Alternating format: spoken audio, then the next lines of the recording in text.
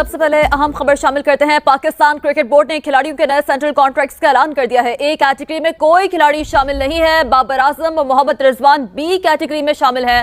Performance की बुनियाद पर कैटेगरी बी, सी और डी में 10-10 खिलाड़ी रखे गए हैं। जो तनख्वाह हर महीने लेते हैं उसकी अनाउंसमेंट की है। खास बात यह है कि बाबर आजम, रिजवान, शहीन और जो ए लिस्ट में पाकिस्तान के क्रिकेटर्स थे जिनकी तनख्वाह 65,70,000 रुपए फी महीना थी, वो कम करके 45,52,000 रुपए करती है। जब भी कोई आता है सिस्टम चेंज, सब कुछ चेंज। अच्छा, जब आप सब चीजें चेंज करते हैं, आपकी क्रिकेट सफर करती है, आपके प्लेयर सफर करते हैं। जब उनको प्रॉब्लम्स होती है क्योंकि कप्तान चेंज हो चुका होता है, क्योंकि कोच चेंज हो चुका होता है, आपके सिलेक्टर चेंज हो चुके हैं। नमस्कार दोस्तों, मेरी आपसे विनती है कि वीडियो को लाइक और चैनल को सब्सक्राइब जरूर करें।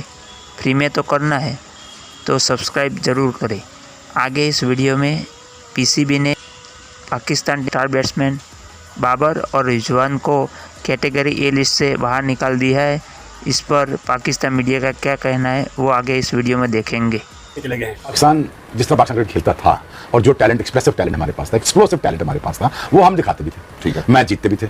हमने कभी ये नहीं सोचा कि आज सकलैन ने मैच जिताना, मैंने भी जिताना। कैटेगरी ए से ड्रॉप हो गए और ये कैटेगरी ए से ड्रॉप होना आसान काम नहीं है भाई। 20 लाख रुपए का मसला है। 20 लाख रुपए अगर आप डॉलर में भी कन्वर्ट करो तो 7-8 हजार डॉलर का फर्क पड़ जाता है। काफी अच्छे खासे पैसे हैं जो कि बाबर और रिजवान के अब काटे जाएंगे। दो ही थे वैसे प्लेयर हमारे सेंट्रल कॉन्ट्रैक्ट में। ब्रांड फलाना ढींगा यार, ब्रांड बाबर आजम है। आपने कितनी अच्छी मिसाल दी है शुभमन गिल की। गया है वहां पे परफॉर्म करके दिखाया, अपनी कौम का सर फखर से बुलंद किया। इंग्लैंड को, इंग्लैंड में सीरीज का बराबर करना, it's like a series win. Young team, young कप्तान, दे आर परफॉर्मिंग। आप जो मर्जी कर ले उनके बारे में, लेकिन वो उनका जो बच्चा आता है वो परफॉर्म करता है। नंबर 1 ए होती है जिसमें सबसे ज्यादा तनख्वाह दी जाती है। तो पाकिस्तान क्रिकेट बोर्ड ने अब जो सेंट्रल कॉन्ट्रैक्ट अनाउंस किया है उसमें ए कैटेगरी रखी नहीं है। यानी कोई एक क्रिकेटर भी ऐसा नहीं है जिसकी साल भर में परफॉर्मेंस अच्छी हो। ये बेसिकली परफॉर्मेंस बेस्ड सैलरी होती है जिसका रिव्यू किया जाता है हर साल में जिसकी अच्छी परफॉर्मेंस रही हो और आइंदा साल के लिए जो पाकिस्तान टीम के लिए के काम आ सकता हो। बेसिकली जब वो सफर करते हैं तो कहते हैं कि जी प्लेयर्स फारिग हैं। उसके बाद वो लोग जो बोर्ड के आगे पीछे कुछ जर्नलिस्ट, कुछ ड्रामे, कुछ क्या उनको रखा हुआ अपने साथ कि फलाने जो हैं वो जो जितने भी मीडिया से ताल्लुक रखते हैं वो धज्जियां उड़ाते हैं प्लेयर्स की टीवी पे बैठ के। क्यों उनको नहीं रोका जाता? ये जमाने से हो रहा है ये। और बाकी प्लेयर्स में भी कोई ऐसा प्लेयर नहीं था जो कि ए कैटेगरी के काबिल होता। तो इस वजह से इस कॉन्ट्रैक्ट में तो कोई एक कैटेगरी है ही नहीं। हर कैटेगरी में यानी कि बी, सी और डी में 10-10 खिलाड़ियों को रखा गया है। मजमूई तौर पर 30 नए जो प्लेयर्स हैं उनको कॉन्ट्रैक्ट दिया गया है। पिछले साल 27 प्लेयर्स को कॉन्ट्रैक्ट दिया गया था। भाई पाकिस्तान क्रिकेट के अंदर इस वक्त कोई एक कैटेगरी का खिलाड़ी नहीं है और तकरीबन 20-25 लाख रुपए तक की कटौती की गई है। बाबर आजम, मोहम्मद रिजवान और फखर जमान और शाहीन शाह अफरीदी जो कि ए कैटेगरी में थे, अब 2025 और 26 के सेंट्रल कॉन्ट्रैक्ट में इन सारे खिलाड़ियों को बी कैटेगरी में डाला गया। तकरीबन ए कैटेगरी में जब थे तो 65,70,000 इनकी सैलरी थी मंथली। अब जो है 45,52,000 इनकी सैलरी है। तो तकरीबन 20 लाख रुपए जो है इनकी कटौती की गई है। असूली देखे मैं बात करूं, मैंने 2-3 दिन से कहा था कि पाकिस्तान क्रिकेट बोर्ड में बहुत सारी चीजें गलत हैं, लेकिन ये जो एटलीस्ट सख्ती की जा रही है ना, it is one of the brightest point. क्योंकि भाई एक ऑर्गेनाइजेशन, एक प्लेयर, ये रिश्ता एक्चुअली माँ बाप जैसा रिश्ता होता है।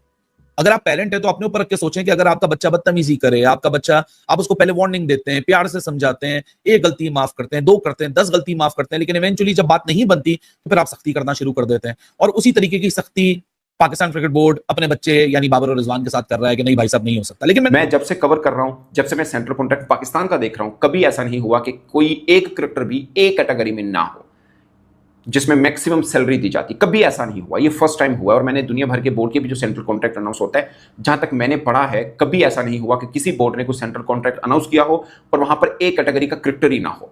अमूमन ऐसा होता है जो तीनों फॉर्मेट खेलता है, टेस्ट, वनडे, T20, तीनों फॉर्मेट जो क्रिकेटर खेलता हो उसको ए कैटेगरी में शामिल किया जाता है, यानी मैक्सिमम सैलरी उसको दी जाती है। रिजवान और बाबर जितना क्रिकेट खेलकर भी अगर आप बोल्ड इनफ नहीं है to own something in your team, then you shouldn't be at that place. ठीक है, कोई ऐसा नहीं हो सकता आपकी बड़ी मनमानी चल जाती हो, चलती भी होगी। ठीक है, फ्रेंचाइजों के बहुत सारे रीजन होते हैं प्लेयर को बैक करने के। कई दफा तो सिर्फ वो मार्केटेबल होता है तो उसको चलाई जाती है, स्पॉन्सर उससे जुड़े होते हैं। मैं मेरे आंखें बटन नहीं है भाई, स्पेशली लोग रखे जाते हैं उड़ाने के लिए। अच्छा सुने, अब सुन ले। उसके बाद आपने बाबर आजम को कप्तान बनाया। बाबर आजम 2019 में बाबर आजम कप्तान बन गए। ठीक है, क्या बुरी परफॉर्मेंस है बाबर आजम की। मैं इस टाइम ये सोच के बात कर रहा हूं, ये नहीं सोचना मैं डिफेंड कर रहा हूं उसको। सलमान अली आगा और शबाब खान ने ना जाने ऐसी कौन सी परफॉर्मेंस दे दी है कि अब उन्हें पाकिस्तान के सेंट्रल कॉन्ट्रैक्ट की टॉप कैटेगरी दे दी गई है। इसके अलावा शाहीन अफरीदी टॉप कैटेगरी यानी कि बी कैटेगरी बरकरार रखने में कामयाब हो गए हैं बगैर परफॉर्मेंस के। उनकी कारकर्दगी के ऊपर बहुत बड़ा सवाल या निशान है। लेकिन उनके जो बैकडोर राब्ते हैं, बैकडोर पावर है, उसकी वजह से उनकी जो कैटेगरी है उसको नहीं छेड़ा गया। अगर आप उनकी परफॉर्मेंस उठा के देख लें तो इस तरह की कोई परफॉर्मेंस नहीं है उन्हें सेंट्रल कंट्री के टॉप कैटेगरी दी जाती। जिस तरीके से हम क्रिकेट खेल रहे हैं, हमारी 8वीं नंबर पोजीशन है T20 के अंदर, अब 6ठी 5वीं नंबर हो गई ODIs के अंदर, पिछले WTC साइकिल के अंदर हमने आखिरी पे फिनिश किया। तो टेस्ट, T20 और ODI में हमारा बुरा हाल है, कोई हमने टूर्नामेंट नहीं जीता है 2017 के बाद। पाकिस्तान क्रिकेट का बहुत बुरा हाल है, जिसकी वजह से इस बार कोई एक कैटेगरी का खिलाड़ी नहीं हमें मिला है। वो किसी का 3% आप नहीं काट सकते। तो ये करना क्या चाह रहे थे कि सेंट्रल कॉन्ट्रैक्ट के पैसों को भी कम करें, वो 3% रेवेन्यू बाहर निकालें। ये बेसिकली सख्ती का एक तरीका कार है। आप अपने बोर्ड अपने प्लेयर्स को बताना चाह रहे हैं कि भाई बस इनफ हो गया यार, थक गए हम हार के, थक गए हम जलील हो के, हमारी जो ब्रॉडकास्टिंग वैल्यूज हैं वो भी हिल रही हैं। ये 3 दिन पहले मैंने आपको वीडियो करके दिखाई। अब 3 दिन बाद जब कहानी सामने आई है तो सबसे पहले आपको यह समझने की जरूरत है कि किस प्लेयर को कितना पैसा मिलता है।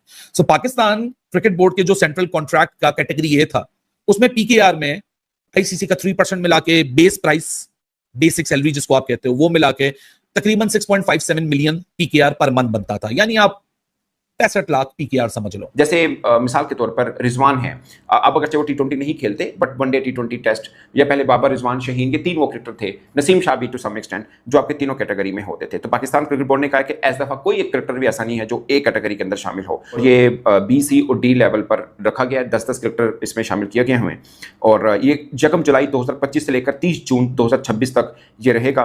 पिछले साल 27 क्रिकेटर्स थे, इस बार 30 कर दिए हैं, 12 नए खिलाड़ियों को शामिल किया है।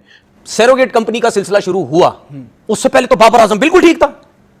जो उस टाइम चेयरमैन था, जब सरोगेट कंपनी का सिलसिला शुरू हुआ, जब पट्टी लगाई गई PSL पे कि नहीं जी ये नहीं होगा, और उस वक्त की जो गवर्नमेंट थी, सुनो, रिजवान ने फिर बाबर, ठीक है, उस वक्त की जो गवर्नमेंट थी उसने स्पेशल एक नोटिफिकेशन दिया कि भाई सरोगेट कंपनी नहीं चलेगी अब पाकिस्तान क्रिकेट के अंदर, ठीक है, सब कुछ हुआ। वहां से आपको बाबर आजम और रिजवान खुटकना शुरू हुए। क्यों वहां से शुरू हुए? ये पावर, इन दोनों की पावर है, ये फलाना एजेंट है, वो इनको मना करता है, ये टीम लेके चल रहे हैं दोनों, इनके हाथ में टीम है, ये दोस्ती यारी बना रहे हैं। फिर उसके बाद इंजी भाई भी सिलेक्टर थे, इंजी भाई भी इनके साथ